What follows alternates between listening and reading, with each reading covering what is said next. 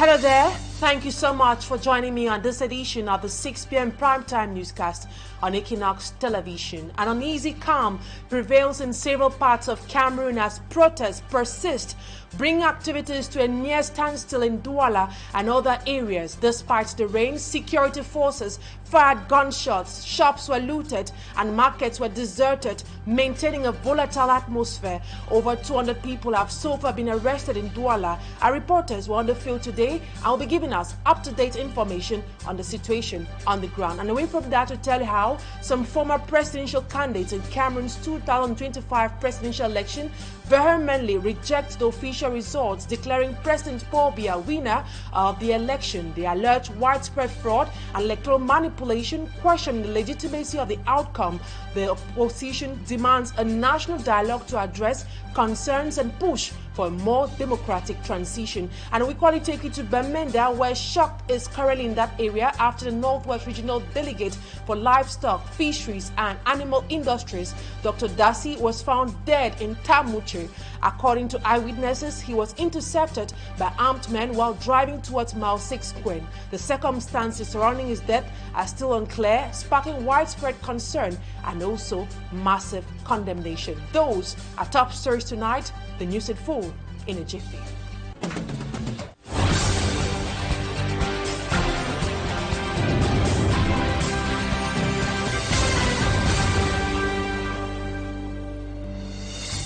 If you are just joining us, then know you're watching the 6 p.m. primetime newscast on Equinoxe television, and for presentation, I am Immaculate Fogwe. Economic journalist Alois Onana has warned of potential economic hardship in Cameroon if the current situation in Douala and other parts of the country is not addressed. He cautions that the unrest could lead to significant disruptions in the economy. Smajikan Gabriel reports on this outing. Since the publication of the October 12 presidential elections results in Cameroon, Douala, the business heartbeat of Cameroon, has been observing a partial lockdown with little or no movement. The current situation is not only affecting the inhabitants, but also economic activities. When we have 2 days of blockage, as it is the case now, you will understand that it is a great loss for the country's economy. Apart from just putting a stop on the economy, it adds to the non-movement of trucks and interurban cars. Douala, which has 2 industrial zones as a result of the partial lockdown, has witnessed some stores broken and items looted, as well as some businesses destroyed by some protesters.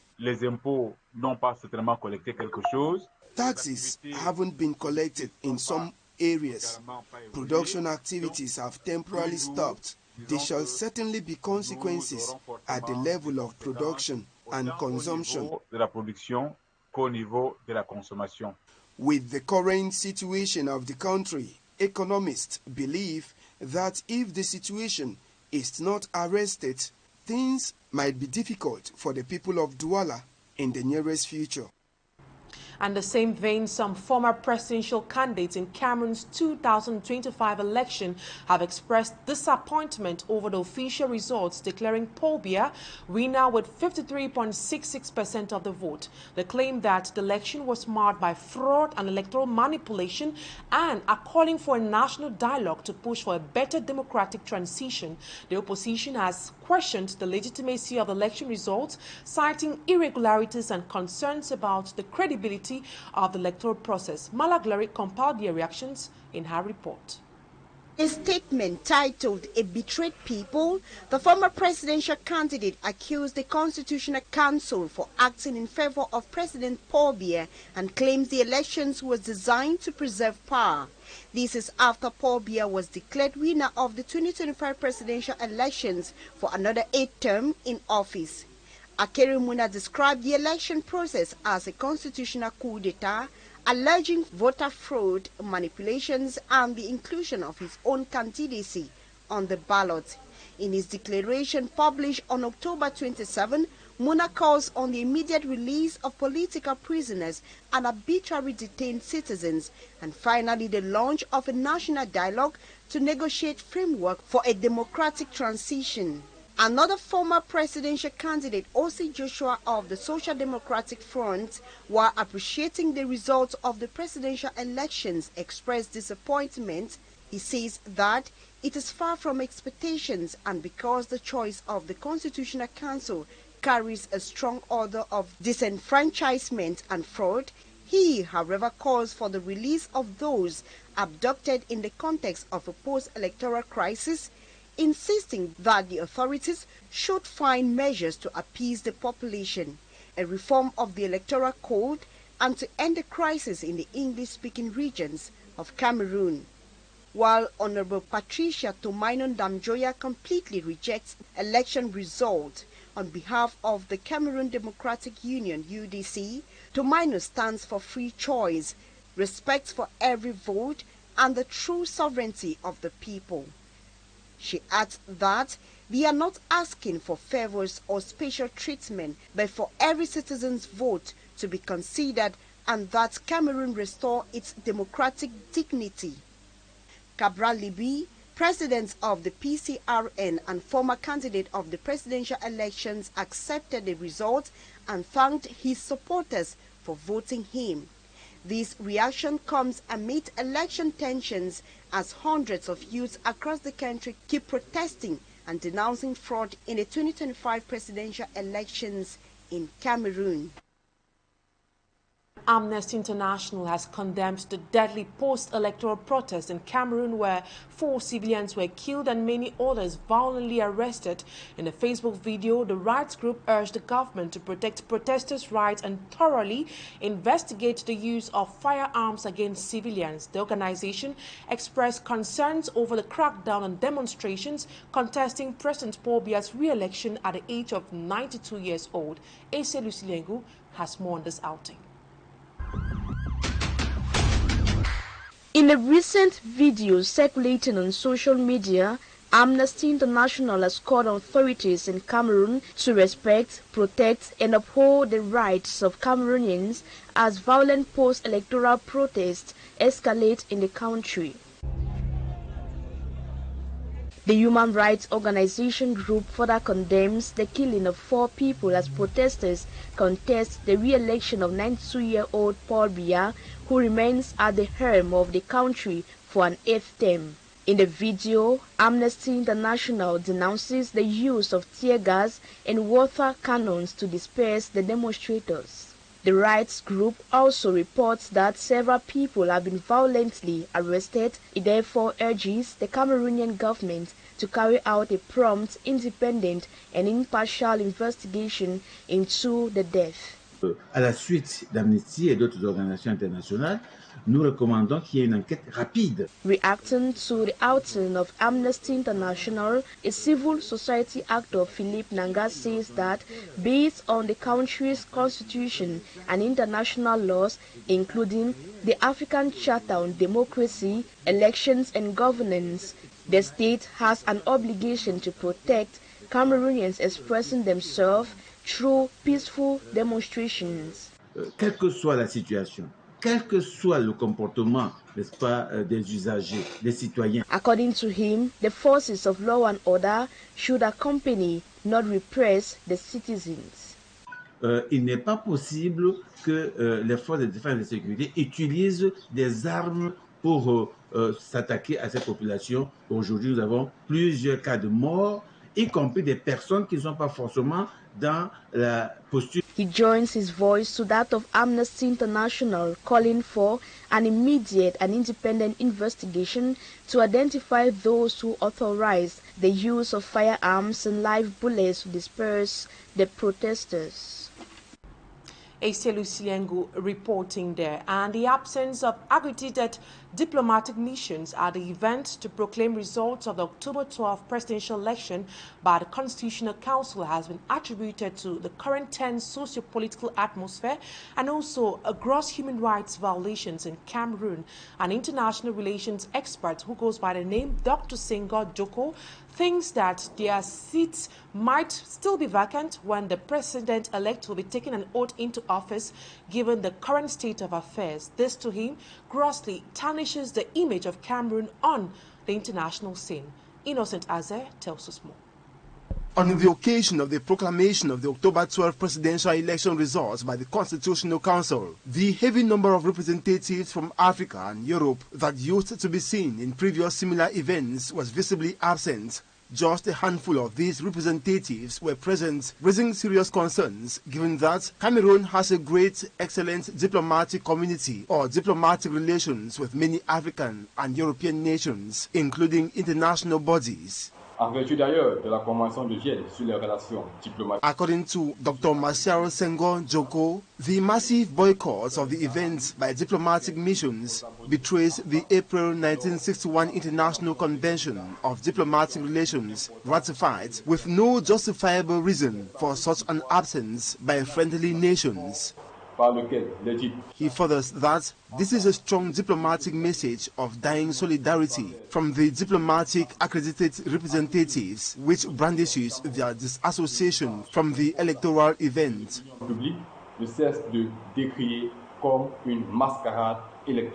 These vacancies, according to Dr. Senghor Joko, risk resurfacing on the oath-taking ceremony of the president-elect. Cela constituerait un message fort envoyé au gouvernement camerounais. En fonction de la perception et de la réaction de ce dernier, on pourrait déboucher sur un incident diplomatique. A new episode, he says, tarnishes the image of Cameroon on the international scene. Dit que ce comportement des missions diplomatiques accréditées au Cameroun s'inscrit dans un climat socio-sécuritaire extrêmement délétère. He believes the government takes note of it with hope to address the phenomenon by reviewing its approach in handling socio-political uprisings and respecting human rights currently on the grill in Cameroon. And now we go to Buea, where our reporter Rex Afon says the re-election of President Paul Biya has been received with mixed feelings, with people jubilating and others wondering whether this is worth celebrating. According to them, the elections were marred by electoral fraud and so isn't worth celebrating. Meanwhile, those who are for the president think that his re-election was well merited. We have details with our Buea-based correspondent, Rex Afon. It was with mixed emotions that the population of Buea received the proclamation of the results of the presidential elections of October 12, 2025. And most of them, they watched it in their homes because the town of Buea has, since morning, been ghosted. For the ruling party, most of its supporters here, they have been celebrating the victory of President Paul Biya as declared by the Constitutional Council, and they say it is a well-deserved victory considering that they themselves were on the field canvassing for votes for their candidate who eventually emerged victorious in this presidential election. The first impression, naturally, is the sentiment of joy. We stood on the side with conviction. We fought manfully for that side, and for that side to come out victorious can only but make us joyful. And the task ahead, which we know will be the commitment of our candidate, then, who is now president-elect, is to heal these divisions, focus on the pressing economic issues, and of course preserve the unity and stability of our country. For others, they think that this proclamation of results by the Constitutional Council does not reflect the will of the people, considering the happenings in major towns and cities of the country in recent days and even on the day of the proclamation of the results of the election. All I want to say is that the results I followed today are not a reflection of the people's will. Why do I say so? I expected to see many people jubilating today for their champion, and I did not expect to see any protest like the ones that took place almost across the nation yesterday. So I'll simply say the results, in my opinion, are not a reflection of what took place on the 12th of October. Reporting from Buea, I am Rex Afon, Equinoxe Television.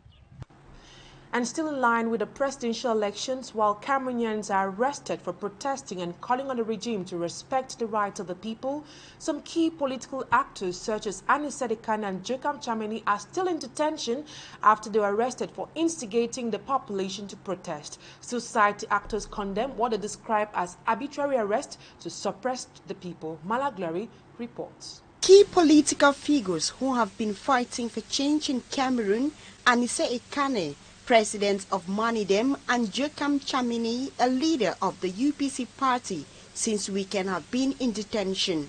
They were arrested in the context of the post-electoral process in Cameroon. According to civil society actors, these expose the weakness of the regime and also intimidates the opposition party. But people who represent their political ideology that have nothing to do with what we are seeing, they were arrested. This is so because the Minister of Territorial Administration has previously made it known that there are people that will be arrested after campaigns will end. I tell you, this is not the state of law with such actions. It is a state of anarchy. And it would appear ministers in this country have resorted to respecting their party rules other than decisions, especially when political parties contrary to their opinions are concerned. However, they call on the release of those arrested for a true democracy in Cameroon. Cameroon is a democratic country, and that democracy should not stay on the paper. It should be active. Here, it is that Africans should not take democracy and paint it on the wall. Why inside they are doing some. So we are calling on the power that be that they should release Anissa Dekane and everybody who was concerned in the post-electoral arbitrary arrest in Cameroon. Aside the arrest of these opposition leaders, many civilians were arrested in the post-electoral clashes that erupted over the weekend ahead of result, which was officially proclaimed this Monday, October 27, by the Constitutional Council. Now we take you to Bamenda, where tragedy has struck as a Northwest Regional Delegate for Livestock, Fisheries and Animal Industries was found dead in a locality known as Tamuche in Bamenda 3 subdivision. Local reports say he was intercepted by armed men while driving alone towards Mile 6 and gunshots were equally heard shortly after. Our reporter Bustela has the details on the shocking incident. Shock and disbelief have gripped Bamenda following the killing of the Northwest Regional Delegate for Livestock, Fisheries and Animal Industries, Dr. Darcy Waters. The senior official was found dead on Tuesday, October 28, at the Tamuche neighborhood in Bamenda 3 subdivision. According to local sources, the delegate was intercepted by armed men while driving alone towards Mile 6. Moments later, gunshots were heard. When residents rushed to the scene, his lifeless body was discovered with bullet wounds to his mouth. Before help could reach the area, the delegate had already succumbed to his injuries. His remains have been taken to the Bamenda Regional Hospital mortuary as investigations begin into the circumstances surrounding his murder. Family members, colleagues and friends are still struggling to come to terms with the loss, a tragic reminder of the insecurity that continues to haunt the Northwest region. And away from that unfortunate incident, across Cameroon, waste management remains a growing challenge as councils struggle with limited resources, poor infrastructure, and unexecuted sanitation projects. In the Northwest region, local authorities are exploring new ways to turn waste into useful resources through recycling and biogas initiatives. Despite these efforts, some councils still lack proper dumping sites and trained personnel, leaving communities to battle with the mounting consequences of poor hygiene and environmental neglect, as our Northwest Chief Correspondent Bustela tells us. Across Cameroon's rural and urban areas, the problem of waste pollution is growing louder. From heaps of uncollected trash to unregulated dumpings, the environmental cost of poor sanitation is pushing communities to the brink.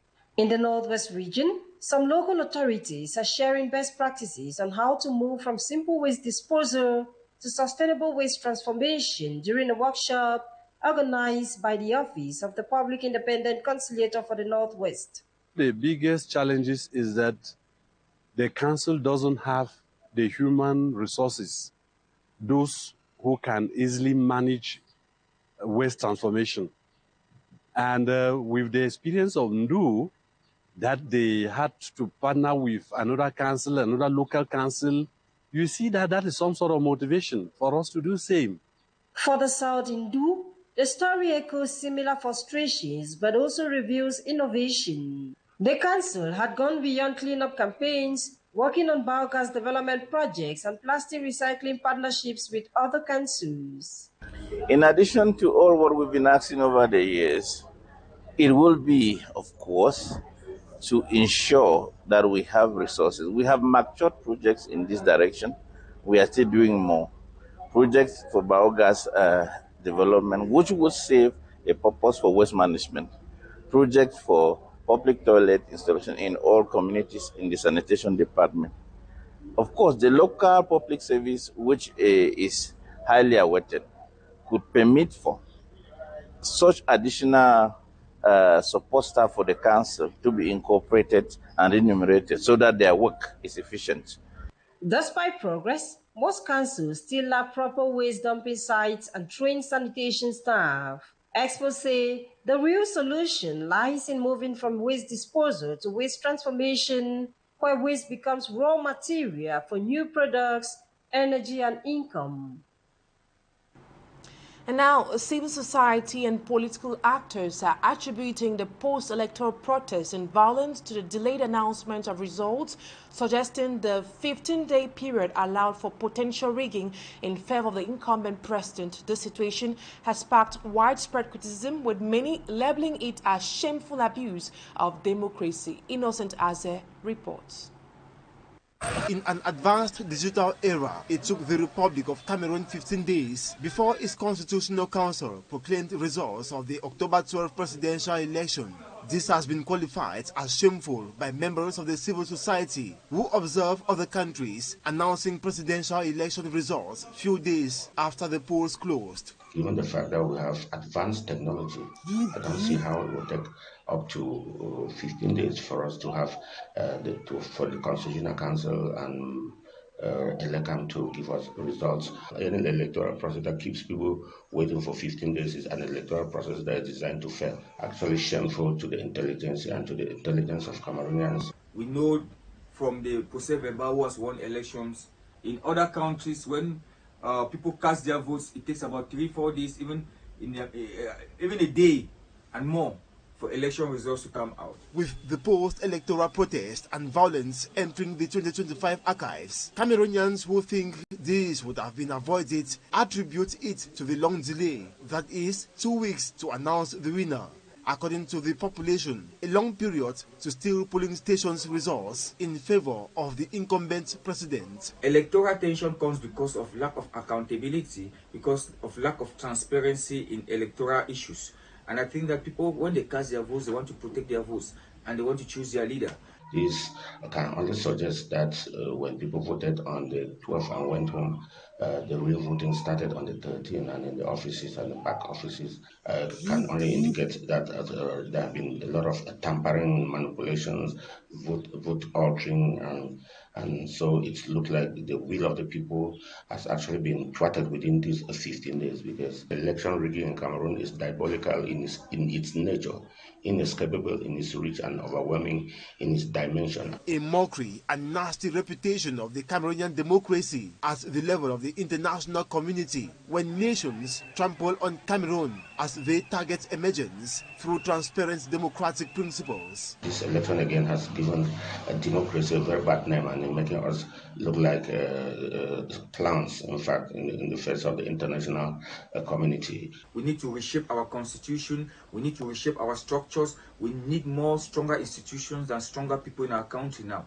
It is a time for Mr. Buea to form a government now that we will be able to reshape the dynamics of Cameroon and better Cameroon to become an emerging nation, because we are seeing that people are not happy. As these actors deplore the electoral maneuvers giving 92-year-old President Paul Biya another mandate, Cameroonians continue protesting against another 7 years of misery under a 43-year-old regime. On a volé notre victoire, on ne peut pas laisser perdre.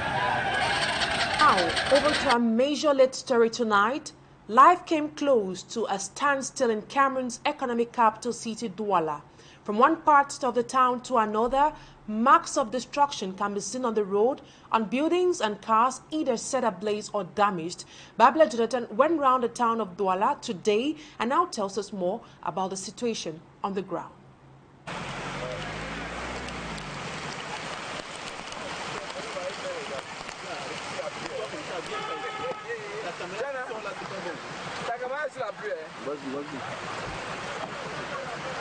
From one part of Cameroon's economic capital, Douala, to the other, scars of Monday's post-election demonstrations can be seen. Ashes of burnt tires and wood can be seen on the road here in the Douala 4 subdivision.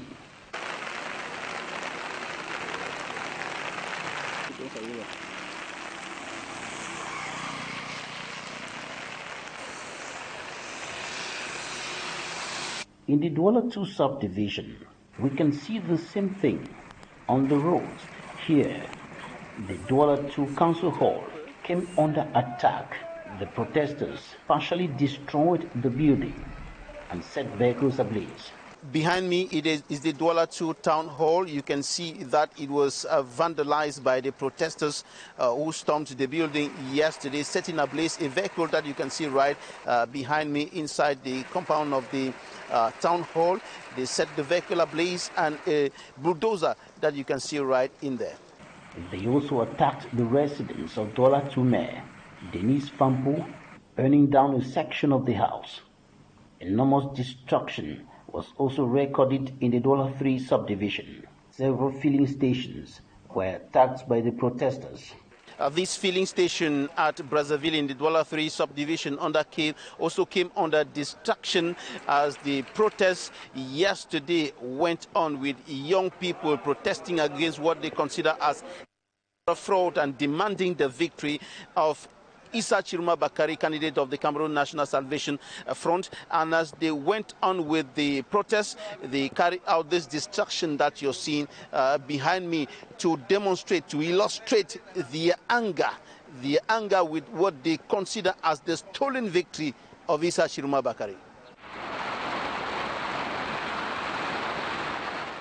Enormous material damage has been recorded here at Total Aéroport. And you can see behind me vehicles that were set ablaze. There are at least 13 vehicles that were set ablaze here.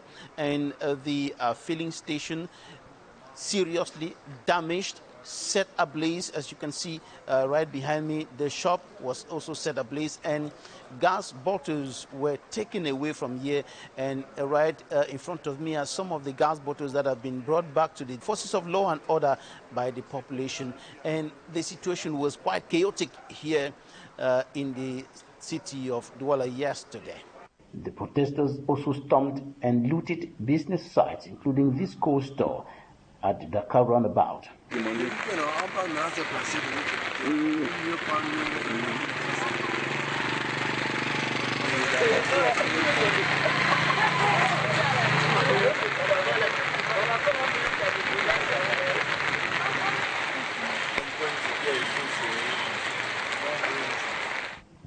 The streets are deserted. Very few commercial motorbikes can be seen on circulation. Cabs are near absent. Business has been brought to a near standstill along the streets and in markets of the city. As we went through the town of Douala, burnt vehicles could be seen almost everywhere, where protesters hit the street demanding the victory of Issa Chiruma Bakari. And now in news out of the country, a tragic plane crash that occurred in Kenya's Kwale County caused the death of 11 people, mostly foreign tourists who were on board a small aircraft heading to Masai Mara National Reserve. The plane crashed in a hilly and forested area about 40 kilometers from Dani Airstrip. And in the Democratic Republic of Congo, a devastating fire in Bukavu's Fonu neighborhood claimed 14 lives and left many more without homes. The blaze, which started about midnight, was fueled by unregulated construction and electrical hazards in the area. A runner of these stories with our reporter, Siri Chakutio. A small plane crashed in Kenya's coastal region of Kwale in the early hours this Tuesday, October 28th, while heading to Masai Mara National Reserve with 11 people feared dead. The crash happened in a highly forested area about 40 kilometers from Dani Airstrip.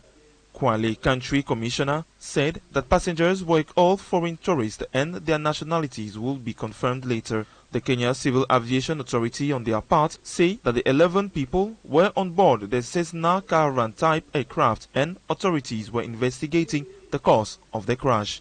Elsewhere, a devastating night fire swept through the working-class Funu neighborhood of Bukavu, killing 14 members of 2 families and leaving a community in mourning amid the ongoing humanitarian crisis in the rebel-controlled city of the Democratic Republic of Congo. The Red Cross volunteers and local youth walked solemnly through the debris of collapsed homes, recovering victims' remains. The fire, which erupted around midnight, rapidly consumed multiple dwellings in an area known for unregulated construction. The tragedy highlights Bukavu's persistent urban safety challenges, where electrical installations create constant fire risks. The disaster is further complicated by the city's security situation since February 2025, where Bukavu has been under AFC M23 rebel control. And in Mali, the Mali justice system was not light-handed when it delivered its verdict on October 27th, giving a sentence of 2 years in prison to former Prime Minister Moussa Mara, one of which was suspended, and a fine of 500,000 francs CFA. He was charged with opposition to legitimate authority, incitement to disturb public order, dissemination of false information, and undermining the credibility of the state. A chartered accountant by training, Moussa Mara was appointed Prime Minister at the age of 39 in 2014 by former President Ibrahim Boubacar Keïta, who was overthrown in a coup in August 2020. And that report done by Siri Chakutio draws down the curtains of tonight's edition of the 6 p.m. primetime newscast on Equinoxe Television. We thank you immensely for your keen attention. Stay in the company of interesting programs on Equinoxe Television. Bye-bye for now.